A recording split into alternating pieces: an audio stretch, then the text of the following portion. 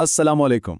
कभी सोचा है कि जिन हस्तियों ने नबी करीम सल्लल्लाहु अलैहि वसल्लम से बराह रास्त दीन सीखा, यानी सहाबा किराम, वो रमज़ान का महीना कैसे गुजारते होंगे? उनकी ज़िंदगी तो हमारे लिए एक रोशन मिसाल है ना? तो आज हम यही खोजने की कोशिश करेंगे कि उनका रमज़ान कैसा था, और क्या आज हम जाने अनजाने में उस असल रूह को कहीं पीछे तो नहीं छोड़ा है? तो चलें एक सीधा सा सवाल पूछते हैं। क्या सहाबा किराम के यहाँ भी हमारी तरह सहरी और इफ्तार की बड़ी बड़ी दावतें और पार्टियां होती थीं, या फिर उनका अंदाज कुछ और ही था? ये सवाल ना हमें माजी और हाल का फर्क समझने में बहुत मदद देगा। तो सहाबा का रमज़ान कैसा था? देखिए, उनके लिए रमज़ान सिर्फ भूखा प्यासा रहने का नाम बिल्कुल नहीं था।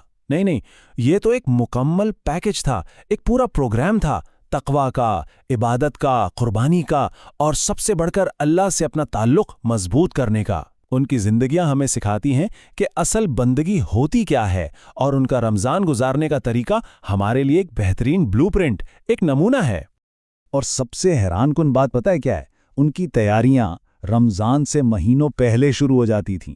ज़रा सोचिए तो, 2 महीने पहले से दुआएं शुरू हो जाती कि अल्लाह हमें रमज़ान नसीब करे। फिर जैसे ही शाबान का महीना आता, कुरान की तिलावत बढ़ जाती। ज़कात भी पहले ही दे देते थे ताकि गरीब लोग भी रमज़ान की तैयारी आराम से कर सकें। कितना खूबसूरत ख्याल है ना? और फिर शाबान की 29 तारीख को पूरे शौक और जज्बे के साथ शहर से बाहर निकलते थे रमज़ान का चांद देखने। रोज़े की असल रूह क्या है, इसको समझने के लिए हज़रत उमर रदियल्लाहु ताला अन्हु का ये कौल काफ़ी है।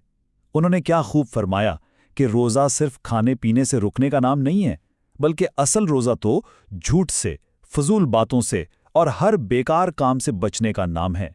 यानी ये एक मुकम्मल अखलाकी और रूहानी तरबियत है।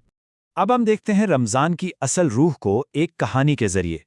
एक ऐसा वाक़या जो सहाबा किराम की लगन को, उनकी डिवोशन को बेहतरीन तरीके से सामने लाता है।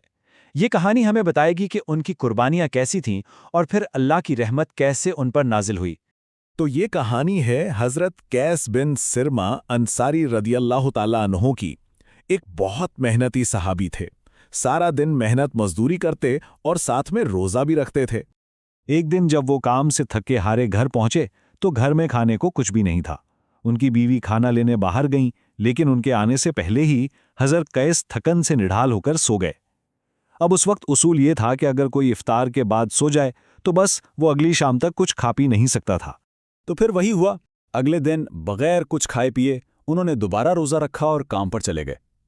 लेकिन भूख और कमज़ोरी की शिद्दत इतनी ज़्यादा थी कि दोपहर के वक्त वो बेहोश होकर गिर पड़े।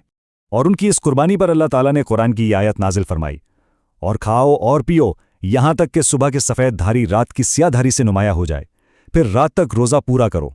इस आयत ने मुसलमानों के लिए कितनी बड़ी आसानी पैदा कर दी, और सहाबा किराम इस पर बेहद खुश हुए। ये अल्लाह की रहमत का एक जीता जागता सबूत था।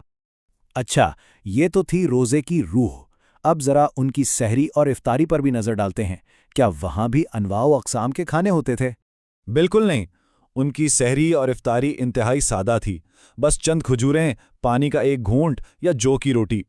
असल तरजीह खाना नहीं था, बल्कि दूसरों को खिलाना था। भले खुद को कम मिले, लेकिन दूसरों का ख्याल पहले रखना था। इसकी एक बेहतरीन मिसाल हज़रत अब्दुल्ला बिन उमर रदियल्लाहु ताला अन्हु है। उनका ये मामूल था कि वो कभी भी किसी यतीम या मिस्कीन के बगैर इफ्तार ही नहीं करते थे। मतलब वो किसी ज़रूरतमंद को ढूंढ कर लाते, उसे अपने साथ बैठाते और फिर रोज़ा खोलते थे। ये था ईसार का लेवल। दिन तो ऐसे गुजरता था, लेकिन उनकी रातें कैसी थीं? रमज़ान की रातें, वो तो अल्लाह से मुलाकात का वक्त थीं। उनकी रातें बुनियादी तौर पर इन 5 चीज़ों के गिर्द घूमती थीं। कुरान की इतनी तिलावत कि बाज़ सहाबा तो हर 3 दिन में कुरान मुकम्मल कर लेते थे।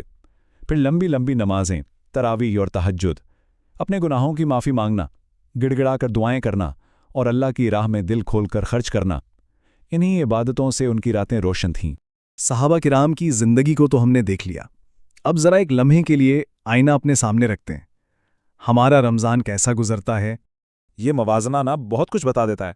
एक तरफ सहाबा किराम हैं जिनकी तवज्जो रूहानियत, कुरान, खैरात और रात की इबादतों पर थी, और दूसरी तरफ आज का रमज़ान है जिसमें पुरतकल्लुफ़ दावतें, शॉपिंग, सोशल मीडिया और बहुत सारा आराम यानी सोना शामिल है। साफ जाहिर है कि तरजीहात बदल गई हैं। तो सवाल ये पैदा होता है कि क्या रमज़ान का मकसद यही रह गया है کیا یہ مہینہ بس بھوکا پیاسا رہنے اور پھر شام میں جشن منانے کا نام ہے؟ اور اس سے بھی گہرا سوال، کیا صرف ہمارا پیٹ روزہ رکھ رہا ہے؟ ہماری آنکھیں، ہمارے کان، ہماری زبان، کیا یہ بھی روزہ دار ہیں؟ کیا ہم غیبت، جھوٹ اور ہر غلط چیز سے بچ رہے ہیں؟ مانا کہ صحابہ کرام کا معیار بہت بلند ہے، لیکن وہ راستہ ناممکن نہیں۔ اصل کامیابی اس فرق کو مٹانے کی کوشش کرنے میں ہے۔ تو اب کرنا کیا ہے؟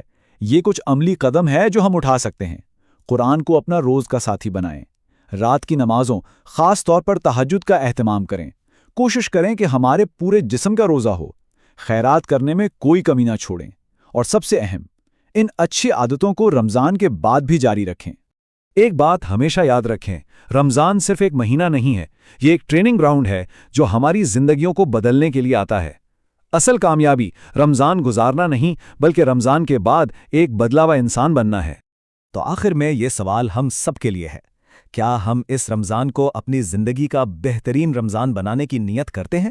کیا ہم صحابہ کرام کے نقش قدم پر چلنے کی ایک سچی کوشش کریں گے؟